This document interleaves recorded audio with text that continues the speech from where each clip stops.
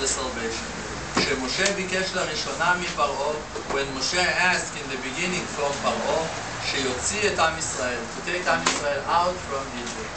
ופרעה הכביד את גזרותיו, and פרעה put more weight on the decrees. He made the decrees to be harder and harder on Am Israel.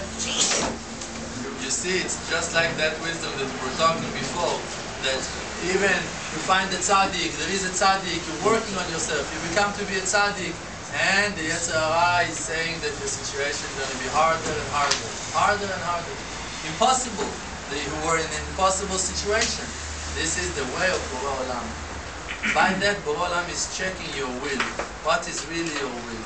You go to the Bodedut, you say, Uman, Rosh Hashanah, Borei Olam, from now on, this is it. New start, I'm starting now, Borei Olam, I want to be a tzaddik, I want to guard my eyes. Let's see. Borei Olam is saying, okay, I'm accepting your prayer, now let's see if you're serious, if you're not a liar. And now we're going to check you. How are we going to check you? In a test. We're going to put you into a test. And if you want to achieve higher things, and you keep on davening on it, so Borei Olam have to check that you're not a liar. You're asking a permission from Borei Olam to be a Talmid Chacham, to get into the treasures of Borei Olam, to take diamonds, to enjoy Avodat Hashem, to feel satisfaction from the tefillah, to daven with meaning, with purpose, with everything, with intention, and to love Hashem, to feel Ahavat Hashem, to live in Eretz Israel. Alright, you need to see that you're not a liar. I'm taking you inside into my treasures. Now you're going to steal. Now you're going to be an oef over there in those places. You're going to have desires and lusts. You're going to curse me one day. Well, I'm saying, alright, I'm going to reveal myself, but then you're going to hate me, and then you're going to curse me. There you're going to do. What's going to happen? Borei Olam, you're not humble, you cannot accept it. No, Borei Olam doesn't care about himself at all. You know that if you're going to be arrogant in those high places, the kitrug, the damage that's going to happen to you is going to be so horrible that you won't stand it. You will not have the ability to be a Talmid Chacham and arrogant. It's a person that is immediately chayav mita. If you're an Am Haaretz that you're arrogant, okay, all of Am Haaretz are arrogant, who cares? There is no verdicts because of that. But a Talmid Chacham, that he's a posek, he's a rabbi, Moreh Hora'ah, now people are asking him questions in halakha, and he's arrogant, he can ruin houses. In 1 second, he can kill people. In one psak, he can divorce between people, he can separate people, he can ruin houses. Why? Because he's arrogant. And now the verdict on him going to be a lot harder than it was before that he was a Talmid Chacham. So Borei Olam checking all the time. Are you worthy? You have the ability to be a Talmid Chacham. If you want to be a Talmid Chacham, I need to check you. I need to check if you have the ability. When you're going to push, if you're going to fall down to sadness, if you're going to hold on your will or not. All of the sadness, all of the tests that we have today, a person that falls into sadness, he should know that you haven't started the tshuva process at all yet. If you're falling into sadness, Rav Shalom said it. You should know that you haven't started your tshuva process. Why? Because of all of those tests that Borei Olam is pushing you down to situations, it's to see if you're holding the happiness, the faith in Hashem Yitbarach. And if in those tests you're not standing, so Borei Olam is not letting you getting inside at all. So you're still outside. Only when you're going to serve Hashem Yitbarach happy, even if you're falling, even when you're succeeding, always remember that it's Hashem. Only there you're going to start serving Hashem Yitbarach. Only there you start your tshuva process. You know what's going to happen there? I'm going to tell you a secret. Rav Shalom said it. In that second that you're going to stand in that high level, that even when you're falling, you're happy, they're going to crush you. They're going to smash you, they're going to ruin you from heaven. This is what the Rav Shalom said.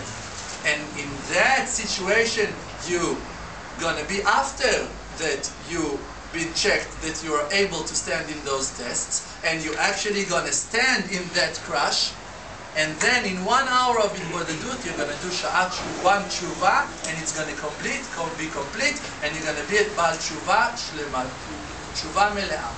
You're going to be a Baal tshuva gamur.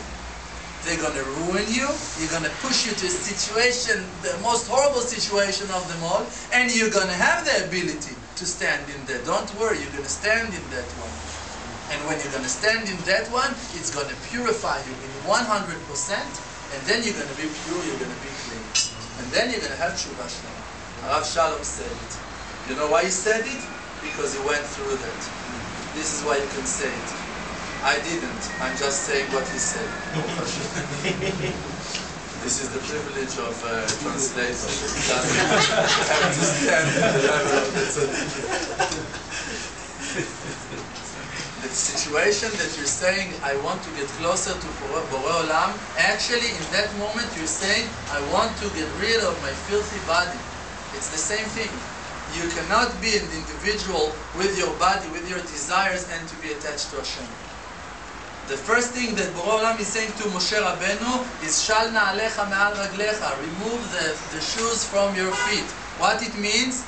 Zohar Kadosh is explaining, you have to get rid of your filthy body.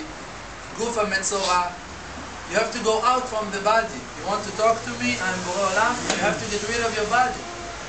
We cannot find Hashem Yitbarach with the desires. You can see that Hashem is there. You can understand hints and clues and messages that Borei Olam is giving you while you're in darkness. But it's crumbs. It's only hints. It's not it. To find Hashem, to know Hashem, it's when you get rid of all of the attached that you have to your body. Some person asked Rabbi Shmuel Shapira in Rabbi Shimon Bar Yochai in Meron. He asked him in Shabbos, they were sitting in the Achnasat Orchim. They were serving kugel. So he asked Rabbi Shmuel Shapira how you can feel the taste of Rabbi Shimon Bar Yochai. He told him, when you still feel the taste of the kugel, you cannot feel the taste of Rabbi Shimon Bar Yochai. It's all this or that. Or this or that. You cannot hold them both. Eliyahu Navi is saying that to Am Yisrael. Ad matay atem poschim al shtei asifim. Until when you're going to try to hold both sides of the rope? You cannot. Or Borei Olam, or the body. So if for now you see that the body is very strong, so you have to lose it slowly, day by day, every day, to lose another, to drop another thing. How are you going to do that? Say your real meaning, your heart, reveal your heart to Borei Olam. I want to leave this world clean. I want to love you, Borei Olam. Help me, Borei Olam. Put those words in your tefillot, and you're going to see the result. Slowly. You have another test. We can see that we're growing. Every day you can see that you're growing. A person that is doing Hitbodedut, every day he sees that he's growing. No one can deny that. If you do Hitbodedut, every day you can see that you've been changed. Every day. Every time that you're talking to Hashem Yitbarach, you're growing. Even if you're looking at yourself and you say, hey, but I'm in the same thing, it's not the same thing. It's not the same thing at all. It's a different situation, it's a different world. Borei Olam is helping you. Check deep inside, you're going to see that a lot of things that you were running after them, you don't care about them at all. You don't remember them even. Think on who you were 1 year ago, not 5 years, not 7 years. 1 month ago. If you're really going to check, you're going to see that you're living in a different world. Even today. Even from the situation that you had yesterday. One tshuva is creating for you such a huge purification that you're not the same person. You're not the same person anymore. If you're doing tshuva every day you come out from the field like you're reborn, like a new life. Rabbeinu said it. A person when he comes out from the Hitbodedut, it's like that he comes to a new world, to Olam Chadash. If really in the Hitbodedut you were concentrating, in the Hitbodedut you were with Hashem Yitbarach 1 second, it's like a mikveh. You purified yourself in 100%. You're a new creature. It's a total different world from now on. Yetzer Hara will tell you everything. You haven't changed, but he's a liar. You're not supposed to believe a liar. If you have bad thoughts, it's the thoughts of Yetzer Hara. You're not supposed to believe a liar. He's a known liar from the beginning. This is how he opened his career, with lies. Now you're listening to him. Why? Because you want to. You cannot say that he's forcing you. Lapetach hatat rovetz. The Borei Olam said it to Cain. After that, Cain, I think that it was after the sin. He told him, it was what? He told him, Lama naflu panecha. It was after the sacrifice, yes. After that he tried to sacrifice and Boram didn't accept that sacrifice. So Boram came to him and told him, Lama naflu panecha. Why are you so sad? Halo imtetiv, set. If you're going to do good things, you're going to fix yourself, you're going to rise, you're going to climb. Ve'im lo, and if not, lafetach hatat rovetz. The sin is waiting on the doorstep. He cannot get inside. So what is the solution? Im tetiv, set. If you're going to do good things, you're going to climb. You're going to climb above the Yetzer Hara. You're going to go up above.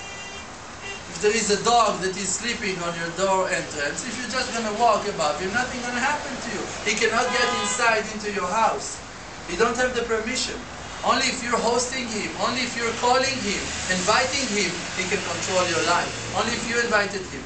Now let's see you taking him out, but if you not let him in, he's just talking. The Yetzer Hara is just talking.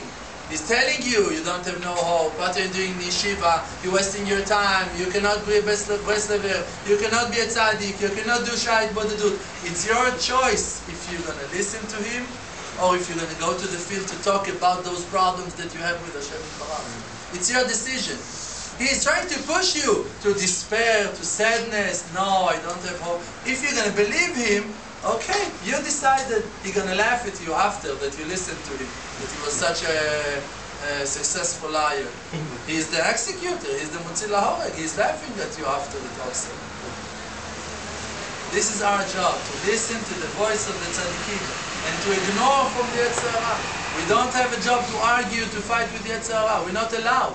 Rabbeinu said, "Lo likanes betoen v'nit'an," with the Yetzer Hara. Not to argue. He's saying you're a rasha. Don't tell him, "No, I'm a tzaddik." He's telling you, "But look at your action." No, but I don't know. No, don't get inside of that. Tell him, you say that I'm rasha. B'olam, thank you. I'm a rasha and I'm serving you. You have a huge gain on that. That a rasha now is serving you. B'olam, thank you that you showed me that I'm a rasha. Thank you. You don't have a world to come. Wonderful. B'olam, now I'm serving you l'shem shamayim like a Baal Shem Tov. Everything is good. Nothing gonna come out of you. You don't have sons. You're never gonna get married. B'olam, thank you. A person like me in such a low place is serving you. It's amazing. My gain for sure gonna be huge. You love me so much that you let me serve you. I'm such a sinner. I'm such a horrible person, and still you love me. Your love is amazing, B'olam. If you love me so much, from you, sure you can fix it. This is the right wisdom. This is the wisdom of the real tzaddikim. This is the wisdom of Hitchazkut, of Breslev, of Rabbeinu HaKadosh. Rabbeinu said that Chidush, it is a Chidush, Chidush kamoni lo haya. He said, never been heard words so refreshing, so new like that I'm saying.